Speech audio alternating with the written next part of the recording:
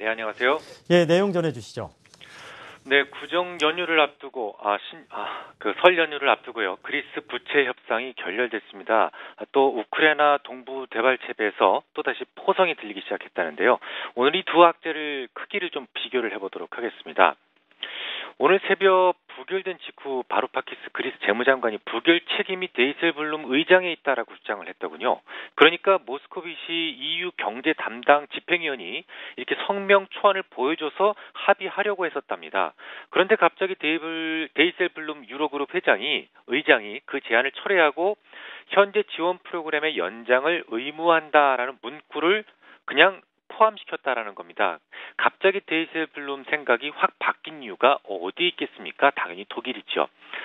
하지만 이것이 그리스의 탈유로를 의미하지는 않습니다. IMF의 주장에 따르면 이달 28일까지 EU 집행위 그 프로그램이 다 종료된다고 하더라도 IMF의 지원으로 그리스가 계속 버틸 수는 있기 때문에 기존 프로그램의 연장이나 가교 프로그램이 혹시 실패한다고 하더라도 협상만 지속될 수 있다면 별 문제가 없다. 그러니까 최소한 지금 일각을 다투는 상황은 아니다라고 주장하고 있습니다. 게다가 만약에 그리스에게 최악의 경우가 생긴다고 하더라도 시스템 리스크로 확대되지는 않을 것입니다. 과거와는 전혀 다르기 때문이죠. 과거의 그리스는 매우 중요한 악재였습니다. 그리스가 골드만삭스의 수합 거래를 통해서 유로존에 들어갈 수 없는 나라임에도 불구하고 들어갔었습니다. 마치 서울대의 성적을 위주해서 들어갔다고 보시면 되겠습니다. 이후에 그리스는 유로존의 그 트리플 A 등급을 받을 수 있었고 당시 그리스의 부도는 트리플 A 등급의 부도로 간주되는 매우 큰 사건이었습니다. 은행들은 보수적이라서 주로 더블 A 등급 이상의 채권을 선호하죠. 당시에는 은행들이 그리스 채권에 대한 비중이 높았었기 때문에 그리스가 만약에 부도가 날 경우에 은행들에게 그 여파가 급히 전해지면서 시스템 리스크에 빠질 가능성이 높았습니다.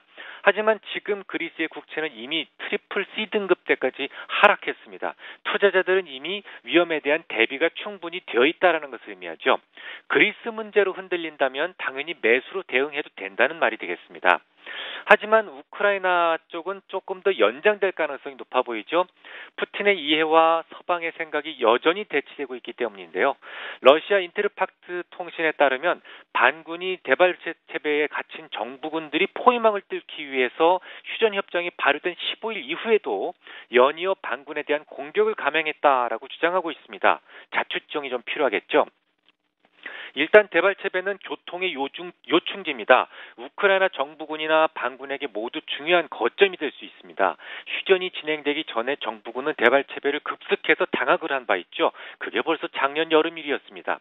하지만 동부의 끝쪽에 위치한 도시라서 장악만 했을 뿐 곧장 포위되어 버렸는데요. 마치 망망대해 속의 섬처럼 고립되어 있다 보니까 휴전 후 25km 중화기를 후퇴한다라는 그런 약속을 지킬 수도 없는 상황이었습니다. 반군은 방금 나름대로 이제 무기를 버리고 나가라고 하고 있고 정부군은 휴전 이전에 장악한 땅이니까 우리 땅이다라고 우겨대고 있으니까 양측 간의 접점이 쉽게 나오지 않고 있는 거죠. 사실 민스크에서 4개 정상들이 만나서 16시간이나 질질 끌었던 이유도 결국은 데발체베에 대한 이해 때문이었습니다. 여기에 휴전협정 발효를 코앞에 두고 러시아의 군인들이 또다시 우크라이나로 이동한 정황이 포착되었고 EU는 흑백사진 3장을 증거로 제시하면서 잠시 미루었던 러시아에 대한 제재를 발표해버렸습니다. 당연히 이에 대해서 러시아는 다시 발끈하면서 EU의 결정들에 대해서 적절한 대응을 뒤따를 것이다 라고 말했기 때문에 어렵게 이루었던 휴전협정이 깨어질 위기에 처한 것이죠.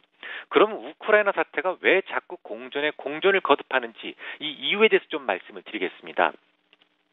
나토는 구소련에 대항하기 위해서 만들어진 조직이나 다름이 없죠. 러시아로서는 미국이 주도하는 군세력과 마주하는 것이 껄끄러울 수밖에 없었습니다. 그래서 소위 비동맹 국가들을 완충지대로 놓고 있었습니다. 마치 우리나라의 비무장지대처럼 말이죠. 그러니까 우크라이나는 우리나라의 비무장지대처럼 그런 비동맹 국가 중에 하나였습니다.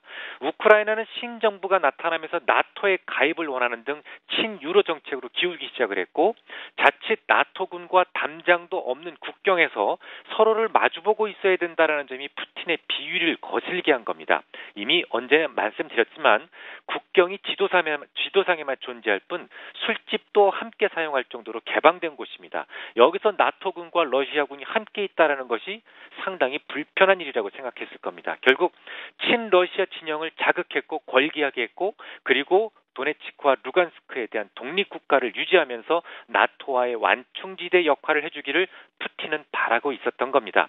오늘 새벽에도 반군 지도자들은 우크라이나가 비동맹 지역으로 남지 않을 경우에 그러니까 나토에 가입할 경우에 즉각 미인스크 협약은 깨진 것으로 간주하게 될 것이다 라고 경고했다면 여전히 러시아가 우크라이나 동부에 영향력을 행사하고 있다는 확실한 증거가 될 것입니다.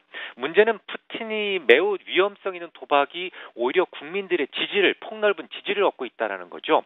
지난해 이맘때까지만 해도 46%에 불과했던 푸틴에 대한 지지율이 74%대로 역대 최고 수준으로 올라왔기 때문에 푸틴 입장에서는 이 일을 멈추고 싶은 생각이 전혀 들지 않을 겁니다. 결국 푸틴은 우크라이나 동부에 대한 개입을 지속할 것이고 EU는 당연히 러시아를 제재할 것이고 이런 구도가 지속되는 한 우크라이나 문제가 쉽게 끝나지는 않을 가능성이 높다라고 보고 있습니다. 네, 잘 들었습니다. 네, 고맙습니다.